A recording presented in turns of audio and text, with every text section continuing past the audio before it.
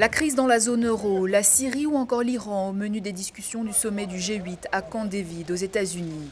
Sur la question syrienne, les chefs d'État des grandes puissances veulent qu'un processus politique s'engage plus rapidement. Sur le programme nucléaire iranien, c'est clairement l'unité qui est affichée sur l'approche à adopter face à ce thème très controversé.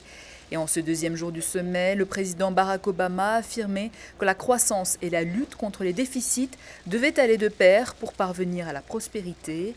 Un discours qui rejoint très largement celui du président français François Hollande, qui a toujours fait de la croissance son cheval de bataille. Et ce, à rebours de la rigueur professée par la chancelière allemande Angela Merkel.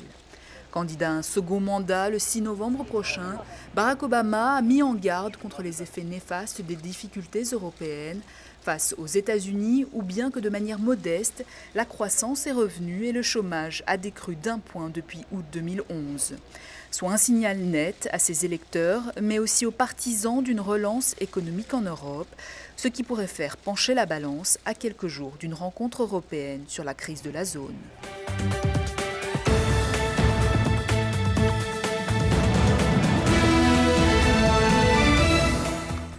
Djangando signifie apprendre ensemble en langue wolof. C'est aussi le nom d'un programme initié par le LARTES, le laboratoire de recherche sur les transformations économiques et sociales, afin d'évaluer le niveau scolaire des écoliers sénégalais. Il est inspiré d'une expérience menée en Inde. Pour une démarche de recherche-action, nous avons assigné à chaque binôme 15 ménages, ce qui nous permet pour 20 animateurs 300 ménages. Et nous allons cibler dans chaque ménage un minimum d'un enfant entre 5 et 16 ans, et 18 ans, pardon. Une vingtaine de jeunes ont ainsi bénéficié d'une formation sur les techniques d'enquête sur la qualité de l'éducation dans le cycle élémentaire au Sénégal. L'enquête qui va débuter la semaine prochaine sera menée par un superviseur et des animateurs qui vont sillonner les quartiers et la banlieue de Dakar. Pour l'éducation, il y a l'école mais il y a l'environnement aussi. On va voir maintenant la situation au niveau de l'environnement, la situation au niveau de l'école et peut-être à partir de ces éléments, de toutes ces informations, on pourra faire des propositions au niveau du ministère de l'Éducation, des services de l'éducation pour voir comment réajuster et comment prendre ça en compte dans les curricula et dans tous les processus de l'éducation. 3 objectifs sont visés par le projet Djangando, la mesure des capacités et des progressions des enfants en lecture, en calcul et en culture générale. La mise en œuvre de ce programme se justifie par des taux importants d'abandon de 14% au cours préparatoire et de 18% au cours moyen.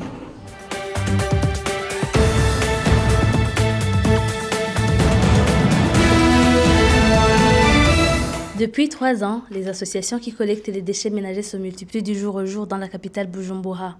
Plus de montagnes d'immondices devant les maisons des communes urbaines, sauf en commune urbaine de Bouterere où se dirigent tous les détritus municipaux.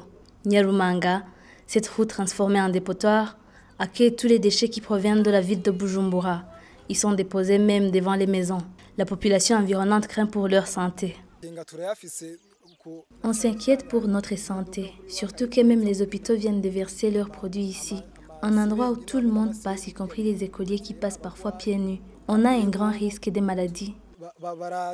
La régie des services techniques municipaux est chargée de l'entretien de ce dépotoir. Cette société qui s'occupait jadis du ramassage des déchets ménagers reconnaît que cette place ne devrait pas être utilisée comme dépotoir car elle ne respecte pas les normes environnementales. C'est un dépotoir de fortune. Pour le moment, une décharge publique qui respecte les normes environnementales, qui respecte les normes de décharge est dans le projet. À la mairie de Bujumbura, un projet de construction d'un dépotoir moderne et de transformation des déchets existe. Mais jusque-là, les moyens financiers ne le permettent pas encore. Au niveau de la mairie, nous avons un grand problème de dépotoir. Et avec l'appui de la Banque africaine pour le développement, nous allons donc aménager un dépotoir qui respecte les normes environnementales. Entre-temps, les collecteurs de déchets ménagers continuent de déverser les immondices dans cette route très fréquentée par la population. Et surtout les écoliers qui trouvent difficilement le passage pendant la saison de pluie. Durant la saison sèche, ces ordures sont incinérées, mais cela se fait sans séparation des matières biodégradables et non biodégradables.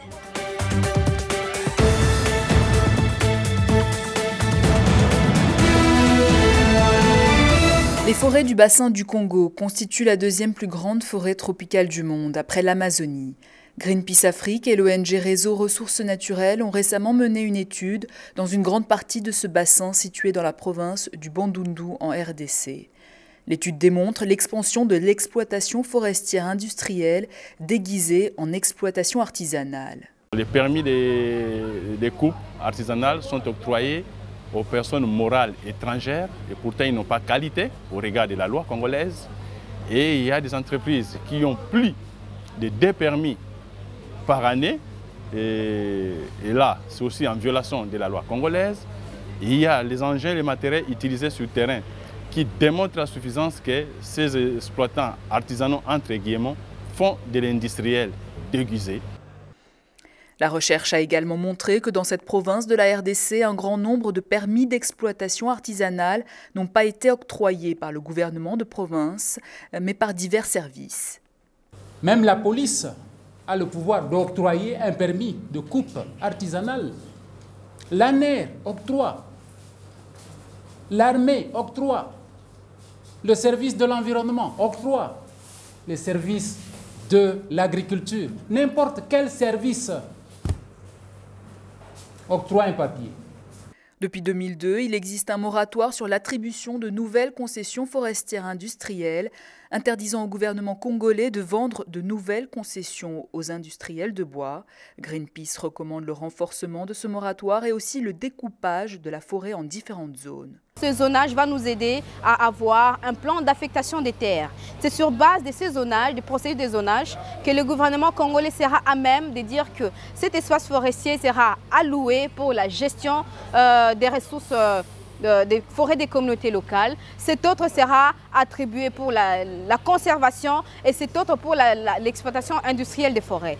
Actuellement, le gouvernement congolais n'a pas un plan d'affectation des terres. En attendant, la conservation de la forêt joue un rôle critique dans l'effort mondial de lutte contre les effets néfastes du changement climatique.